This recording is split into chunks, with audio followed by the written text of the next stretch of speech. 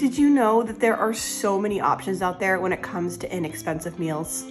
Welcome to Meals with Maria. If you're trying to save money on food, food costs are rising, and you're trying to stick to a strict budget, I have some amazing meals for you. This is a compilation of 10 crazy cheap meals that you're absolutely going to love. A lot of these things have pantry items that you may already have, so they're gonna save you even more money that way. They are easy to make, simple ingredients, and I know you will love them.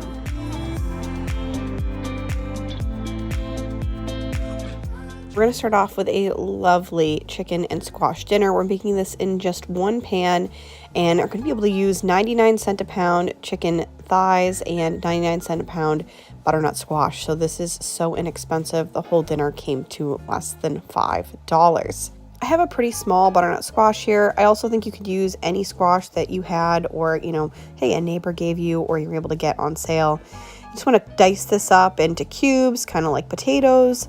And then I am going to cut up a couple of onions because I love onion in mine, but you totally don't have to do that. You can use onion powder if you need to, just about a teaspoon. And then I'm going to throw 10 whole cloves of garlic in there. You do not have to do that, but it does roast up amazing. And I serve mine with biscuits, and I was able to actually just take the roasted garlic and rub it right over a biscuit, and it was so delicious. That's one of those things that feels so indulgent and gourmet, yet it's actually like pennies on the dollar. It's so cheap to make. I'm also adding 6 chicken thighs to the bowl, and you could do chicken legs, drumsticks if you have them. You could do chicken leg quarters. Whatever you have is going to work here, especially the cheaper the better, right? And then to that you want to add 3 tablespoons of olive oil, about 3/4 of a tablespoon of salt, a teaspoon of black pepper, and I'm using 1 teaspoon of smoked paprika. And if you want to, you can just use regular paprika if you don't like the smoked. And a sprinkle of crushed chili peppers if you'd like. And then the recipe calls for fresh thyme, but I didn't have that, so I used about a teaspoon of dried thyme.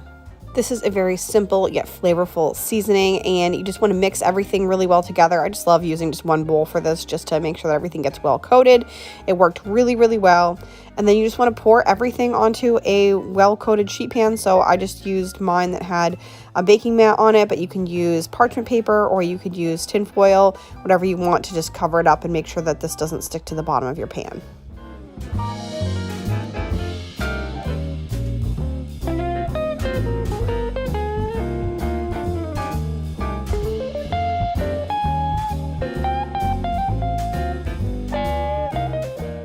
You want to bake this at 375 degrees for 1 hour. And the recipe says to then increase the heat to 425 and bake for another 10 to 20 minutes. But at the hour mark, my chicken was super golden, fully cooked through, so I did not need to do that.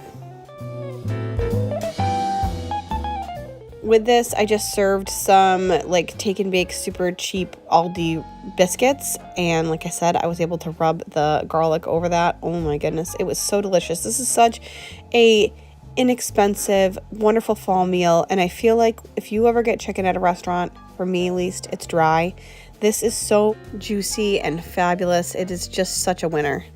We're starting off by making a white chicken chili purely from the pantry. This is absolutely delicious. The family loved it, and you would have never known that it came all from pantry cooking. I'm starting off with 2 cans of, it says white beans, but I just had pinto beans and Great Northern beans, so I poured those into my colander and rinsed them off. Whatever type of white beans or pinto beans that you have are going to taste delicious in this. That's why it's an amazing pantry meal, because you can just use what you have. You just want to rinse those beans really well, and then we're going to add 10 ounces of canned chicken right into that, and that will just drain right into the colander, so it makes it super simple. You want to do the same thing with 1 can of corn, and now you have most of your ingredients all ready to go. Place your beans, corns, and chicken into a medium pot, and then we're going to add 1 16-ounce jar of salsa. So you can use whatever heat that you want on this. I'm just using mild because my kids are going to eat it and they are sensitive to spicy things. Then you can just fill your salsa jar with water. That will get the rest of the salsa out, and it will pour in 2 cups of water into your chili. You also want to add about a teaspoon of cumin, and then optionally, I decided to add in 1 can of diced, drained green chilies. You don't have to use those. The original recipe does not have it, but I had it in my cabinet, so I figured, you know what, why not? Why not zhuzh it up and add something a little extra? Go ahead and bring this up to a boil, and then cover and cook on simmer for 15 minutes. You want to lower that temperature to a medium low. And this is your delicious chili. There is so much flavor in this. It is absolutely amazing. It is delicious as is. I just used some tortilla strips from Dollar Tree. I also added in some firecracker sea salt from Auntie Nono's, which I do have a discount code down below for if you're interested in, some shredded cheese and sour cream. And like I said, it was a big hit with everybody. Benny had 2 servings. No, I need to mix it up. 10 out of 10. It's hot. Is that good? That means it's And how could I forget to mention, I mean, this was like 20 minutes start to finish. It is such a great weeknight meal, so inexpensive, such a winner. For this next one, we're going to make something special for Julian. He loves a buffalo chicken mac and cheese, and I told him I think I can make this at home with boxed mac and cheese. We are going to, yet again, follow those package instructions and get everything started, mix it on up, and then we're going to add 1 can of canned chicken. This is also a great meal to use leftover chicken or rotisserie chicken, really any type of shredded chicken that you have, or diced chicken for that matter. It's as simple as mixing the chicken in and adding about a tablespoon of whatever hot sauce you like. You can also up that to 2 or 3 tablespoons depending on how spicy you like it. He said, I want buffalo chicken mac and cheese, but I don't want it too spicy. So I just added a little bit, and it definitely gave it a little bit of flavor. So I'm going to leave that up to you. Make sure to taste it because it's already fully cooked and everything. So you will know what you like when you try it. Now we could leave it at that and just add a few scallions over the top, maybe put a drizzle of ranch dressing. That's an option too. We're going to be extra and add it to a casserole dish and then top it with about 3/4 of a cup of shredded cheddar and bake that in the oven at 375 degrees for just 10 minutes and make sure that that cheese gets all melty and delicious. I topped mine with some cut up scallions, but after the fact, I was like, I should have drawn like a drizzle of buffalo sauce and a drizzle of ranch dressing, and it would have been beautiful, even more delicious looking than it already is.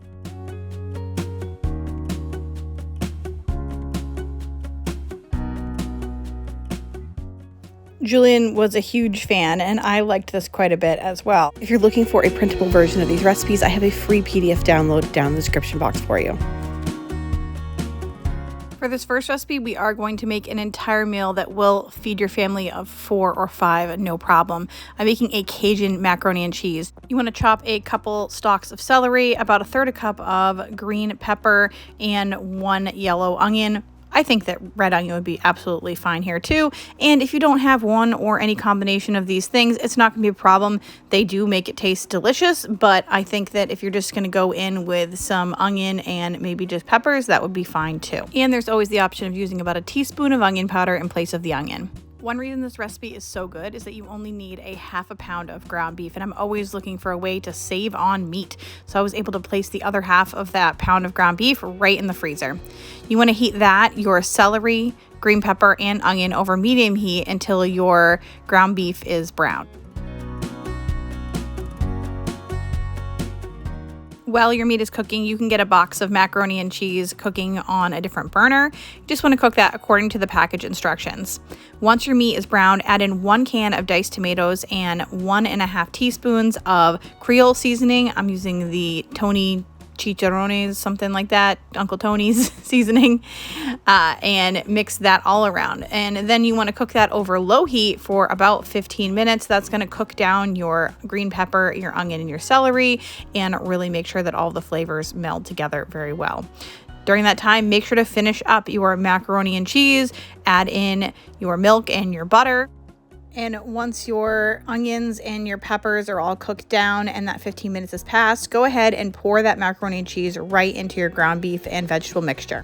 Stir in and cook over low heat just to make sure that everything is heated through and you have a delicious meal before you. This reminds me a lot of a meal my dad used to cook us growing up, except it has a lot less steps. So it is actually 10 times easier. And if only he had known, he could have just made this with the boxed mac and cheese and we would have been all set. It is absolutely delicious. I liked mine with a little bit of sour cream. That was awesome.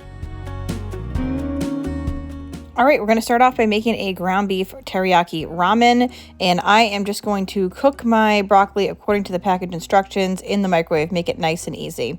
I have taken half of my tube of ground beef and put that in the bottom of a wok, but you can just use a big frying pan, whatever you have. And you just want to brown that up really nicely for about 6 to 8 minutes. Now you can totally just use the beef packet that comes with the ramen and go that way if you don't have a lot of spices on hand, but I'm going to use what I have. So I'm using 2 teaspoons of garlic powder and 1 teaspoon of ground ginger. I'm mixing that with a 1/4 cup of rice wine vinegar, and then it calls for a 1/2 cup of soy sauce, but I didn't have a 1/2 cup of soy sauce on this particular day, and I'm just using the rest of my packets from takeout.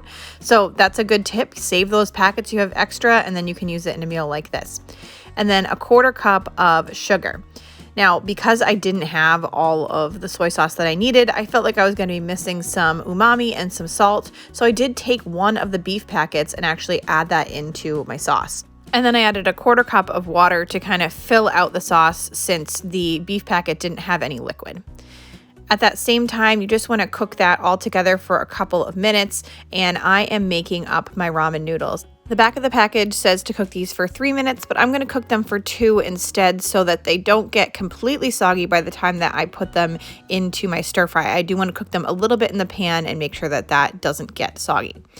Now I have microwaved my broccoli according to the package instructions, and I'm just going to mix that in with my beef. And then when my noodles come out, I'm just going to drain them and pour them right into my stir fry. And you can cook that for about a minute, just heating everything all the way through and making sure that the sauce gets all over the ramen. And wow, this is quite the recipe. It is so delicious, and it definitely doesn't feel like you're eating on a budget. The whole family absolutely loved this meal, and you can eat it as is and it's absolutely fabulous, or you can zhuzh it up with anything that you have at home. So I had some sliced scallions, and then I had these wonton crisps from Dollar Tree. I always try and make sure I keep these on hand because they're so delicious and so crispy.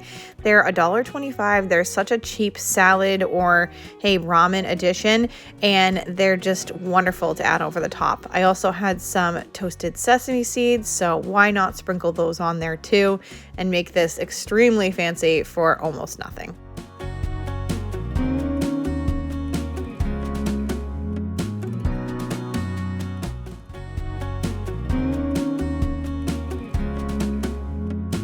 All right, it is time for another recipe that I've been seeing everywhere. It's like a new thing. Maybe it's an old thing. I don't know. We're cooking rice like pasta in order to make a sheet pan fried rice, which is also new to me too. We are filling a pot about 3/4 full of water, and we're going to bring to boil over high heat, seasoning the water like the sea. It needs to taste like the sea. And once the water is boiling, I added the rest of my rice, which is a little over a cup. Bring the heat down to medium and cook for about 8 minutes. You just want to check for doneness. We want our rice to be kind of al dente, and then you're going to strain it just like you would strain out your pasta. And the cool thing about this is, look, it's fluffy and it didn't stick to the bottom of my pan. I added a tablespoon of butter, but you don't necessarily have to do that. Also, if you have oil, that's an option as well. And this cooked so well, and it was so amazing, and I feel like it took a lot less time. Once that rice is done, you do want to put a cover over it and let it rest for about 10 minutes. And voila, we have cooked our rice like pasta. I will put this recipe in the description box below for you because I know I went through it kind of fast, but it was just a fun new method for, we got to try new cooking methods all the time. Things are always changing. It's time to try new things, which is why I decided to make a sheet pan fried rice. I saw someone else do this and I was like, you know what? How have I not done it yet? I love it. It turned out great. So I'm pouring all of that cooked rice onto my sheet pan. If you can cook it the day before, please do, because it will be a crispier rice. Like, it's recommended to cook your rice ahead of time. But if you can't, that's totally fine too. I cooked mine the same day, and you know what? It all worked out. It was all delicious. So to my rice, I'm going to add in a drained can of mixed vegetables. I was surprised there was potatoes in there. I'm like, is this going to be good in a fried rice? It was fine. It was delicious. I would have it every day. Not a problem. Now we're going to season up our rice with about a 1/4 teaspoon of salt and pepper. Then we do a teaspoon of garlic powder and a teaspoon and a half of onion powder. Now, if you have fresh of any of these things, go ahead and add them in. The recipe actually calls for fresh onion and fresh garlic. It's 2 cloves of garlic and a 1/2 cup of diced onion. And then I'm just going to pour some oil over this to kind of give it something to cook in and mix everything together really well. Just want to arrange this in an even layer, and then we're going to broil this for 8 to 10 minutes. About 8 minutes seemed like the sweet spot for me, and you do want to stir about halfway through.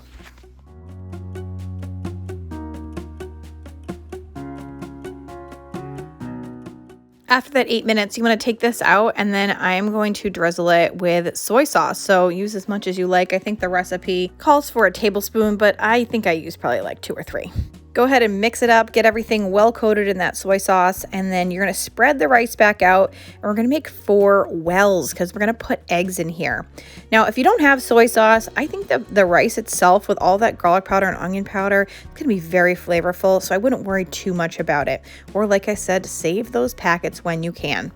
Using these eggs today is going to leave us with 8 eggs left for breakfast for dinner, which is going to be fine for my family. So just crack the eggs into the wells, and then we're going to continue to broil this for another 3 minutes until the eggs are set.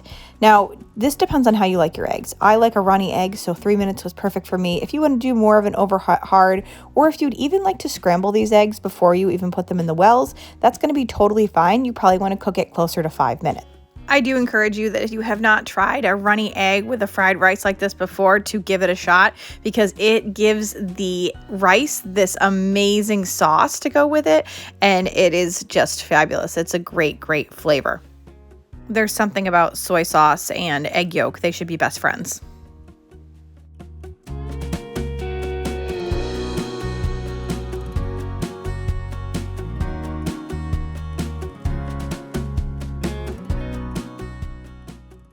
This is Grandma Bertha's Dominican rice and beans. This is a recipe that I got from a friend of mine.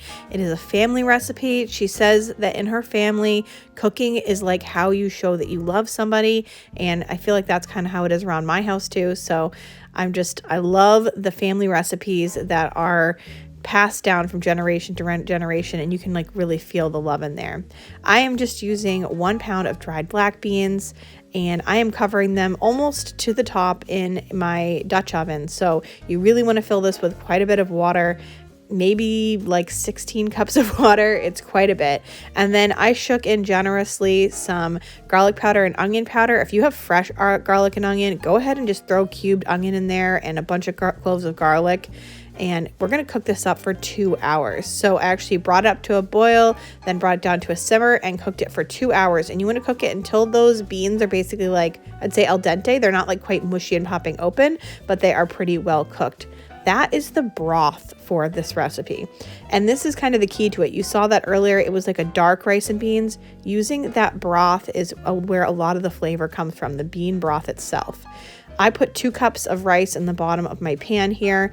If you want, you can just use that whole broth pan and then use an entire pound of rice and make a ton of it. But I just actually was running out of rice. So you want to add 2 cups of that white rice and then 2 cups of that bean broth. And I actually added a little bit extra because I really felt like it was going to absorb in there, which it did, because I'm also going to add beans. So I'm adding my beans into the pot because they're going to cook kind of the rest of the way now. And you can add as many as you like. I added like, I don't know, 4 spoonfuls of them, whatever felt like the right amount. A lot of this is kind of cooking with your intuition and cooking with your heart. And there's not like an amazing recipe. I will write one down in the description box for you so you can try and follow, but you really have to go with intuition on this and just feel it out. If you are just like love family recipes, make sure to give this video a like. If you're not like fully pantry cooking and you have stuff on hand, you want to throw a big bunch of chopped cilantro in at this point. I did not obviously have fresh cilantro. If you have dried, you can add that too. Same thing with some onion powder and garlic powder.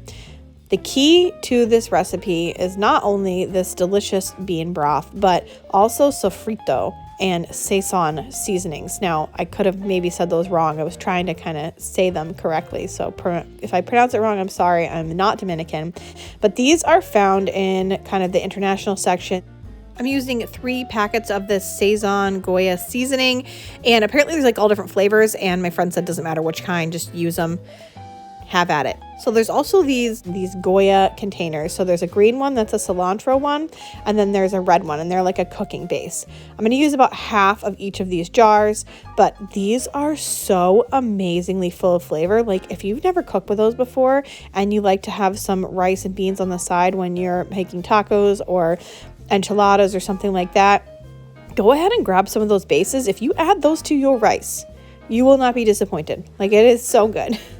So you can see that after about a half hour, I checked my rice and beans and they weren't quite cooked through. If you do need to add some more broth in, go ahead and do that. Mine took about 45 minutes to fully cook up, but the flavor in this is so incredible. I will admit that when my friend made this for me, she put the cilantro in at the beginning and then more cilantro in at the end.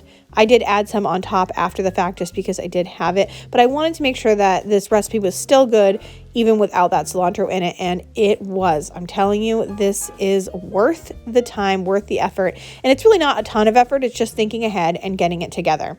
I did serve this with some tacos that will be in an upcoming Dollar Tree video, so get ready for that because those were also absolutely fabulous. I want to thank Susie and Grandma Bertha for sharing this recipe because it is really something special.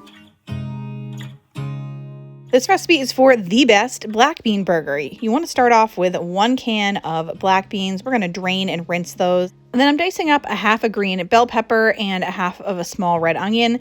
And if you don't have fresh bell pepper, that's going to be totally fine. You can omit that. And then as far as the onion goes, you can always use onion powder. And then I'm just peeling 2 cloves of garlic. Again, if you don't have fresh, you can always use garlic powder, but I'm a big proponent of keeping onions and garlic on hand because they are super inexpensive and they add a lot of flavor to your food. Now we're ready to start making the burgers. You just want to mash the black beans in a bowl with the back of a fork.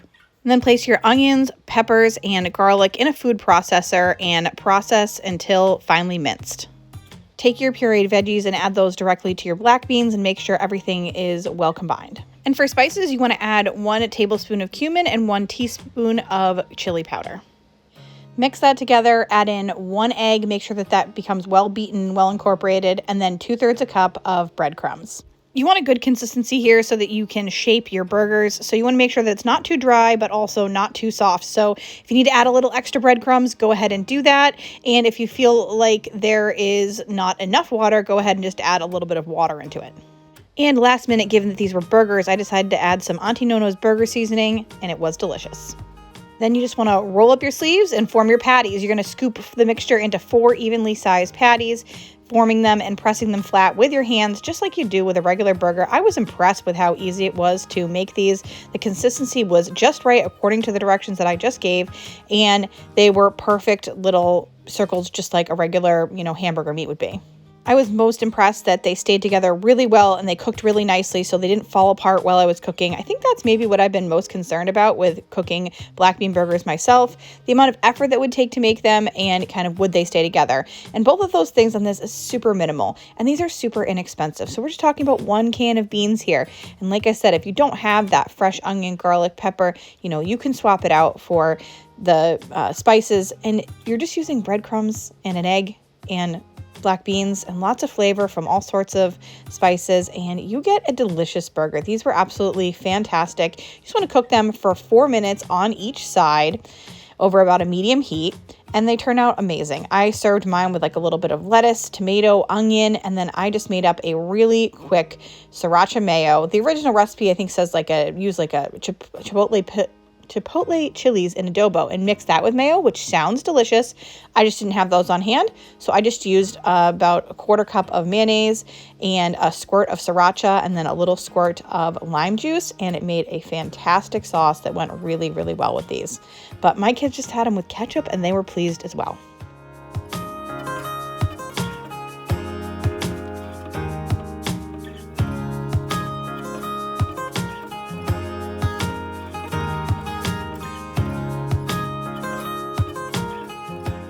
And you can feel really good about yourself eating something like this because it is relatively healthy. I even served it with like a root vegetable French fry that I just found in the frozen section. They were quite good. It was something different, and I felt like we all did ourselves and our health a service by eating this.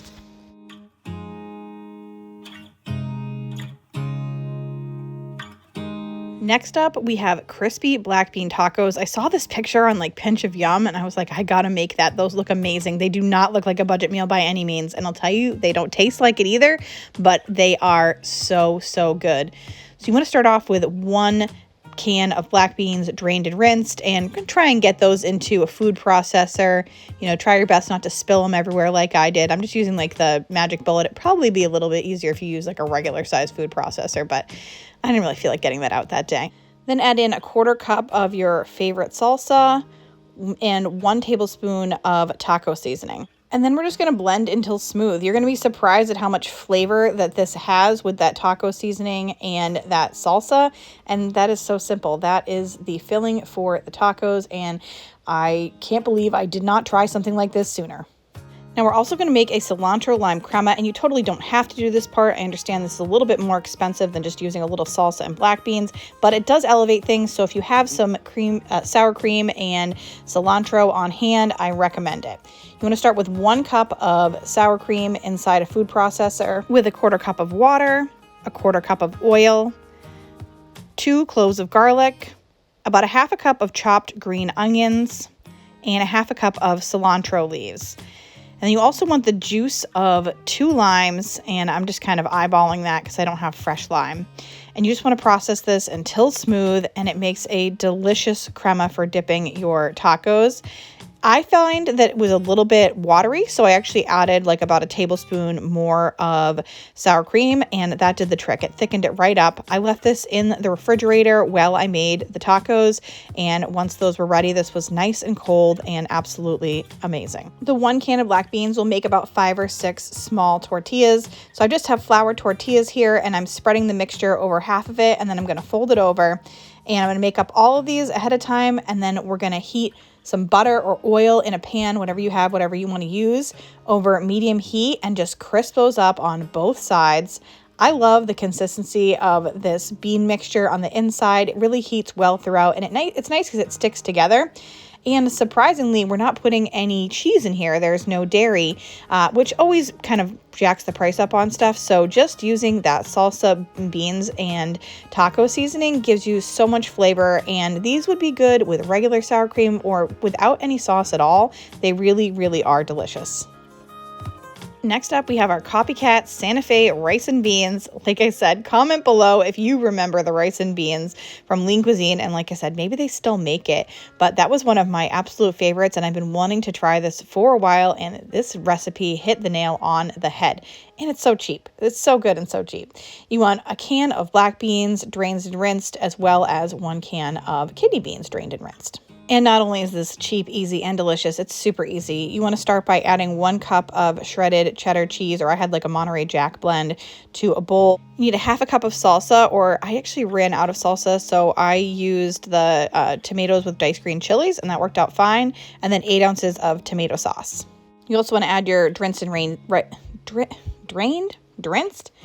and rinsed beans and 2 tablespoons of taco seasoning, which worked out perfect because I used that 1 tablespoon of taco seasoning from a little packet for the black bean crispies, and then I used 2 more for this. So you can make these 2 nights in a row and just use a packet of taco seasoning and you're going to be in good shape. And then 1 cup of sour cream. And the original recipe calls for 1 can of drained whole kernel corn. Unfortunately, I was out of corn, so I wasn't able to add that, and it was still good, but I do remember the corn from the original recipe, so were I made to make it again, I would definitely add in corn. Then I'm just adding about a teaspoon of garlic powder and onion powder, just because I didn't have like real salsa, and I felt like those flavors were going to be missing if I didn't put them in. And then the last step is to add 4 cups of cooked rice. I had basmati rice because that's just what I had around, and it's quick to cook, and it tasted great like that. But you can use, short grain. You can use the instant stuff, whatever is going to work. The rice is, white rice. It's good stuff. And once everything is well mixed, you do want to add that to a 13x9 pan. I used one that was slightly smaller, and it really filled it to the top. So this makes a ton of food. This is at least 2 meals worth of food for my family of 5. The baby ate 2, so there is a lot here, and that's why it's such a great budget meal. And then you want to cook that at 350 degrees for about 30 minutes. It's going to make sure that everything is heated through and all the flavors meld. And then we're going to sprinkle with 1 cup of cheddar cheese, or whatever remaining cheese that you have, and bake for another 5 to 10 minutes until that cheese is melted. And if you're wondering what's going on over there on the left in that pot, that's actually a simmer pot. So I just put some cinnamon sticks, cloves, apple, and orange in a pot and simmered it on low, and it makes an amazing smell in your house. So I would recommend you try it if you haven't. Once your cheese is all melty, this is ready to serve, and I just decided to add some green onions over the top of mine just for fun. And this did taste just like the good old-fashioned Lean Cuisine. It was so delicious, we kind of couldn't stop eating it. It was bad, but we luckily, because there was so much, had so many leftovers. I just served mine with some tortilla chips, and then I had leftover of the cilantro lime sauce from the Krispies, and I put that over the top of this. So like I said, these are great back-to-back meals. It was so amazingly delicious. I want to thank you so much for watching today. Do not forget to get your own copy of all of these recipes in a nice printable format. Down below in the description box, it is a free PDF download that I made just for you. And if you're looking for some more budget meal ideas, click on this next video. And remember, the next time you're on YouTube, make sure you're watching Meals with Maria. Oh, the toes too? Oh my goodness. No, that's 20 out of 20.